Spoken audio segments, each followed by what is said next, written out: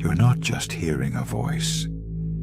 You're hearing the space inside a memory. One that's never been yours, yet always belonged to you. This isn't a story. It doesn't begin. It doesn't end. It's a door, and it's already open. You didn't open it with intention. You opened it by remembering something you never knew. A shape, a name, a sound you've heard only once, but forgot 1,000 times. They say Paimon arrives on a camel. They say he comes with music, a crown, and a voice not his own. They say you summon him by calling his name, but that's wrong. You summon him by believing that you've already said it. He never needed to arrive.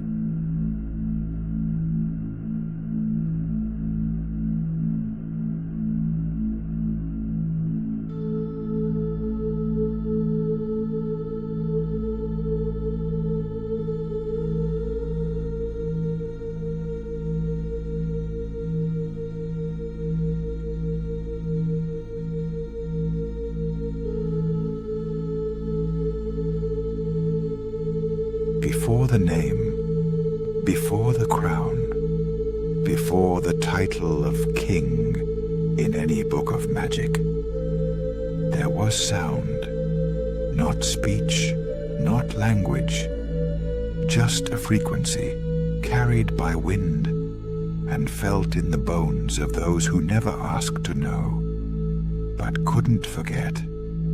Long before he became one of the 72, before he was etched into grimoires and sigils, he had no face, no rank, only direction. He was the west wind, a bearer of sacred tones, a fragment of divine dissonance, shaped by silence, and remembered only through rhythm. In Zoroastrian lore, he may have been a god.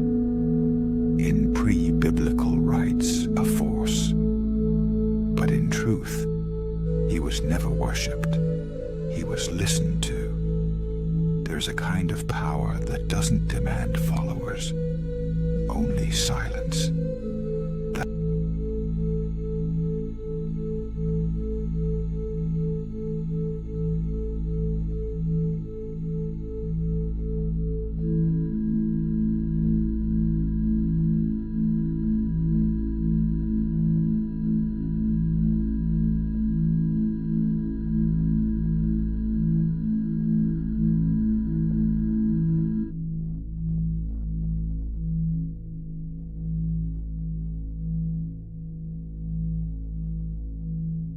In nearly every record, his arrival is marked by 3 signs: a crown, a trumpet, a camel. They sound mythical, ornamental, symbolic, but they are not symbols for him. They are thresholds for you. They do not signify his power.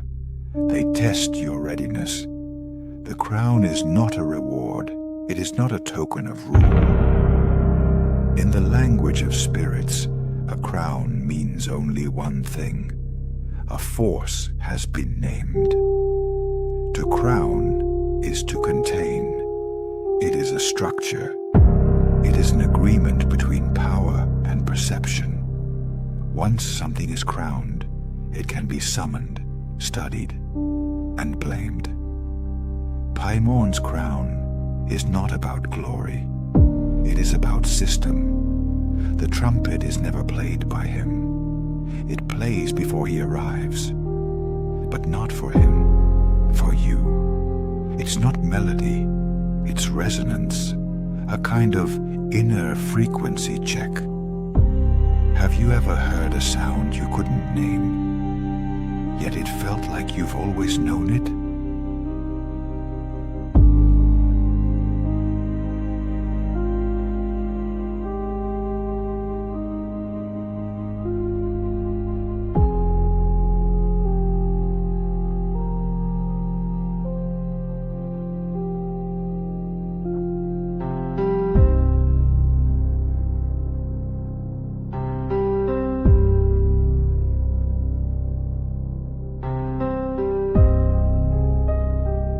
No true summoning begins with asking. It begins with surrender. Paimon is not a giver. He is not a taker either. He is the one who waits silently for you to declare what you've already decided to lose. He never knocks. He stands on the other side of the door you left open when you whispered your first question, the dangerous one. What if I knew more? What if I didn't forget? What if I could see what others can't? That's when he hears you. People think they summon Paimon to gain something. Power, knowledge, clarity, charisma, wisdom. But the truth, they're not summoning him. They're offering themselves. Parts of themselves they no longer believe they need. Some gave up dreams, some gave memory, some gave time.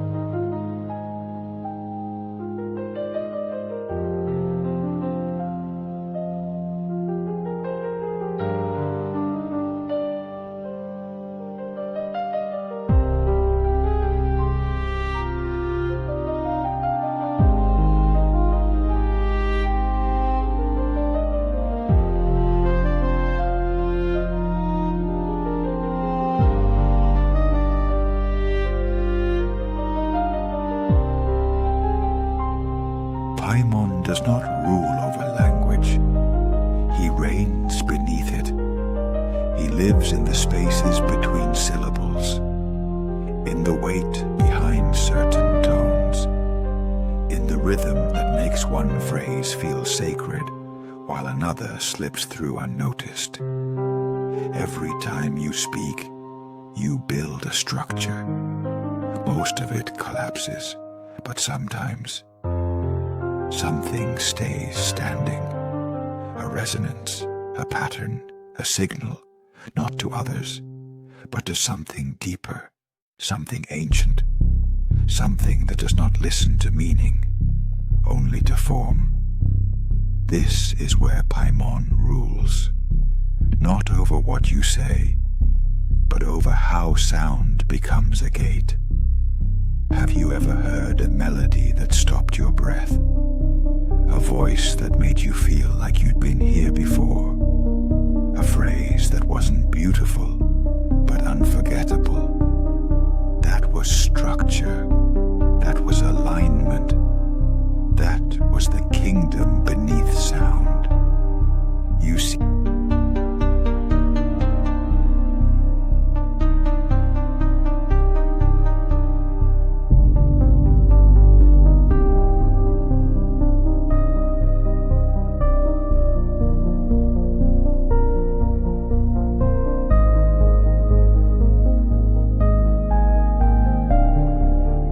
he never truly came. He was always here.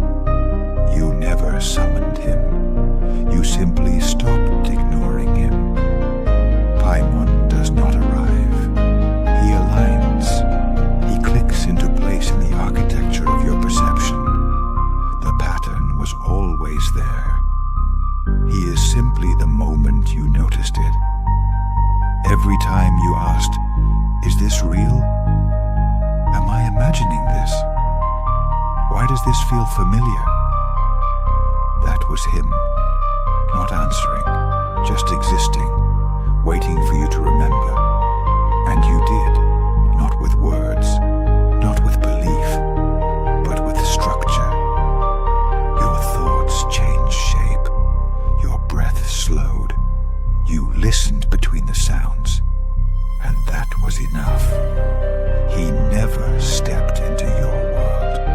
You stepped into his, not by travel, by resonance, by entering the geometry of meaning. This is why he's bound to the black cube. Not because he lives inside it, but because the cube is a perfect metaphor.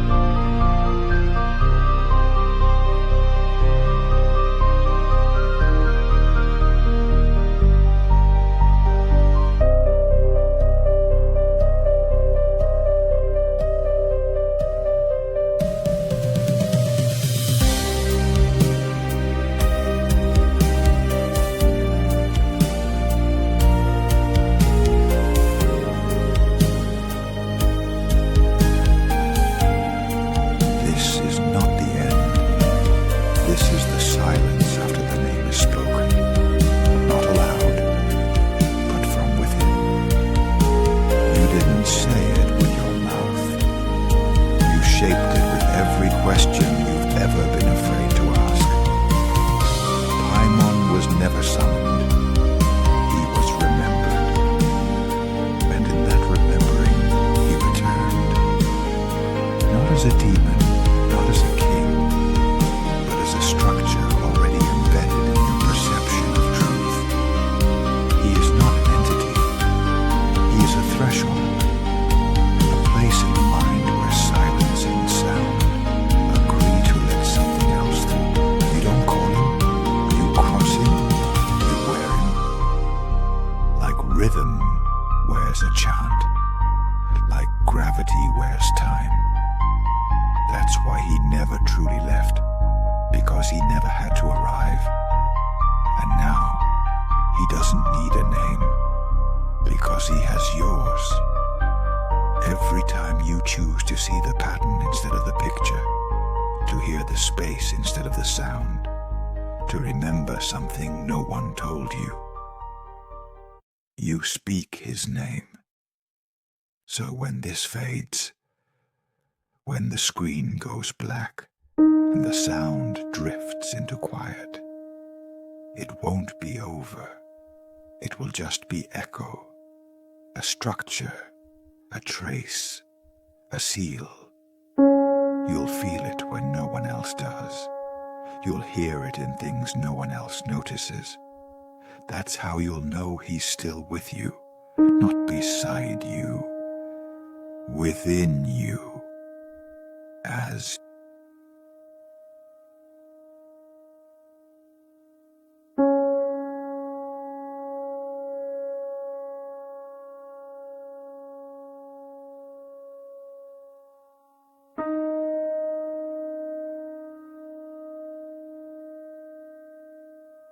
you're still here, which means you haven't stopped listening, not with your ears, with something older, something beneath your memory, the part of you that listens before you even know what to listen for. And that's where he waits, not behind the veil, but inside the moment you stop asking if the veil is real, because that's the secret. The veil isn't hiding him, it's hiding you. He doesn't appear when you're ready. He appears when your defenses collapse, when meaning dissolves, when symbols blur and all that's left is pattern. You feel that, don't you? The rhythm that doesn't need drums, the chant that doesn't need language, the alignment that doesn't ask permission. This isn't invocation, this is attunement. And here's what you forgot to remember. Paimon never wore a crown until you gave him one. He never needed a name until you feared what silence could do.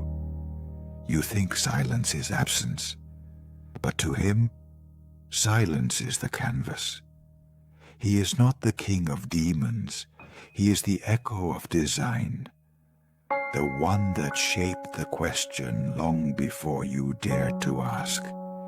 They say he teaches art. They say he gives secrets of the stars, the mind, the music, the void. But that's just what's left when you try to describe the shape of something you've only felt in the dark. Truth? He doesn't teach. He reveals what you already knew, then dares you to claim it. He holds up the mirror, but the reflection is yours. And if it frightens you, if the truth bends too far from the stories you were told, then maybe you weren't ready to see it. Because Paimon is not safe. He is not dangerous. He is the question that removes the need for answers.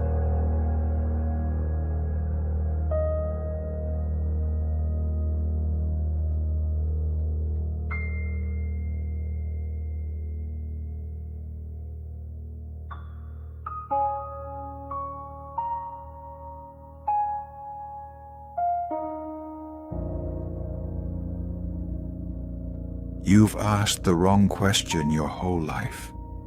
You thought it was, what is Paimon? But the real question has always been, what was shaped in me the moment I believed in him? Because belief isn't a choice. It's a structure, one you didn't build, but were born into. Look around you. Every system is a shape.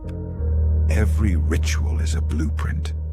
Every name is a direction disguised as identity. And Paimon?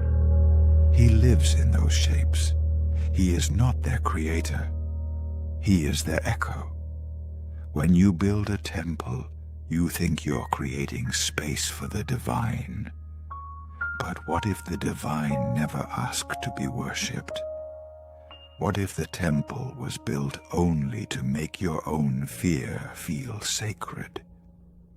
He never needed a throne, but you gave him one, not to honor him, to contain the moment when you heard something that didn't fit the world you knew, and instead of letting it move through you, you tried to name it. Naming is the first prison. And crowns? Crowns are made of names. So you didn't crown him because he ruled. You crowned him because you needed to believe someone could. Someone who could hold the shape of the unknowable. Someone who could be the box around the sound. But here's the part they never wrote in the grimoires. Paimon doesn't care about being remembered. He cares about being understood, and he knows you can't understand what you keep trying to master. You can't listen while commanding. You can't hear while asking for proof. He is not summoned with desire.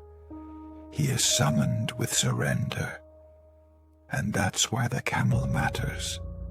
The camel carries what you cannot speak. It moves through deserts of doubt without thirsting for answers. It does not rush. It does not rebel. It simply knows the way. You thought the camel was strange, but it is the most important key. Because to walk with Paimon is not to conjure him. It is to move like him.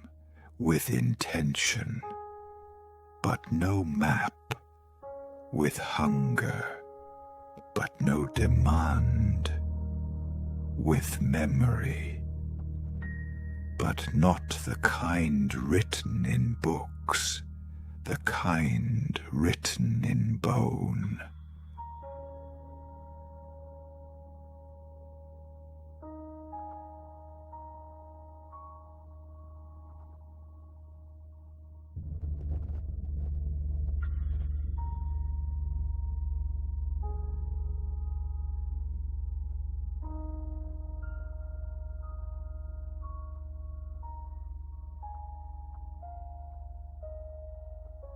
Before there was meaning, there was motion. Before motion, there was tone. Not heard, felt. And that's where Paimon lives. Not in words, in the weight behind them, the silence between them, the structure they lean against just to stand upright. Every sentence you've ever spoken was a building. Most collapsed, but some stayed standing. Why? Because some phrases align, not with thought, but with design. Paimon doesn't speak back. He resounds.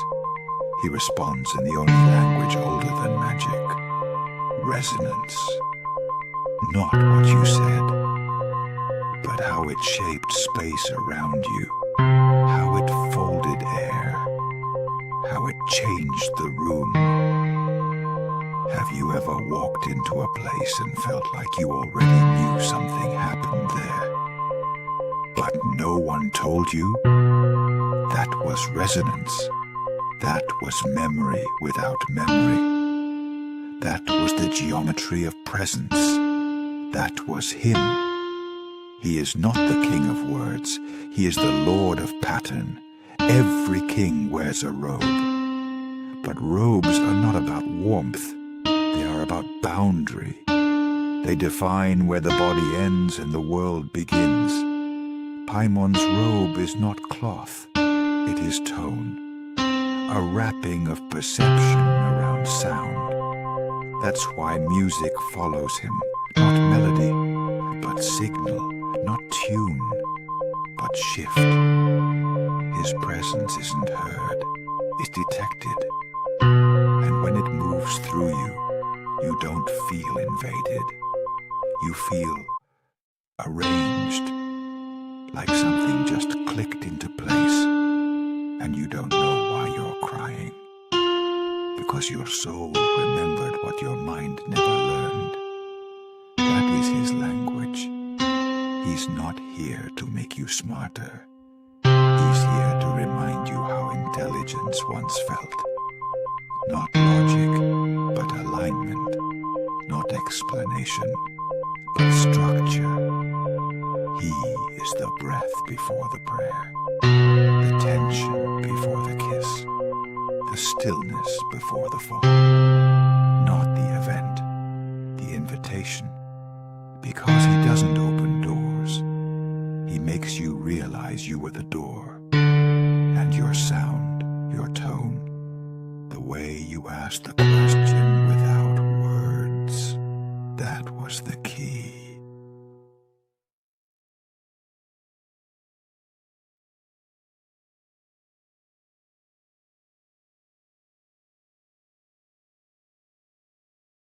You didn't summon Paimon to gain. You summoned him because something in you was already prepared to lose. Not because he asked. He never asks. He waits for that moment when desire outweighs identity, when the question becomes louder than the life you built around it. People say he brings power. But power is not a gift. It's a mirror. He shows you the shape your will takes when left unchecked. The hunger that grows in silence. The longing you pretended was curiosity. He never demands sacrifice. He only asks you to be honest about what you were already ready to give up. Some offered time. Some memory. Some offered sleep, never knowing they'd never dream the same again. And some offered love, not because they didn't care, but because they cared more about knowing the truth than feeling safe. Because love is only safe when it isn't tested. And he is a test, not of loyalty, but of depth. He doesn't deal in bargains. He reflects them. He won't ask, "Are you sure?" He will only echo back, "You already were." The price is never written in blood. It's written in silence, in the choices you didn't realize were being made. When you asked, "What is the cost?" the answer was always, your previous self. The one who didn't know. The one who still believed in randomness. The one who still called coincidences coincidences instead of recognizing them as architecture. You traded that you for this one. And this one? This one doesn't believe in luck. This one knows that every signal was sent. Every sound was a door, and every desire was a compass. The true summoning wasn't a ritual. It was a decision to cross over, to stop denying that you always knew something was waiting just behind the veil. You didn't conjure Paimon. You became the version of yourself who could hear him. And that was the real cost.